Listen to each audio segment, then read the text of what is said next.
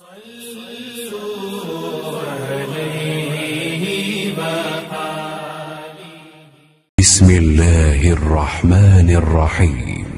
सही बुखारी हदीस नंबर 734। हज़रत अबू हुरैरा रज़ियल्लाहु ताला अन्हु ने कहा कि रसूलुल्लाह सल्लल्लाहु अलैहि वसल्लम ने फरमाया, इमाम इसलिए है कि उसकी पैरवी की जाए, इसलिए जब वो तकबीर कहे तो तुम भी तकबीर कहो, जब वो रुकू करे तो तुम भी रुकू करो, और जब वो समी अल्लाहु लिमन हमिदा कहे तो तुम रब्बना वलकल हम्द कहो, और जब वो सजदा करे तो तुम भी सजदा करो, और जब वो बैठकर नमाज पढ़े तो तुम सब भी बैठकर नमाज पढ़ो।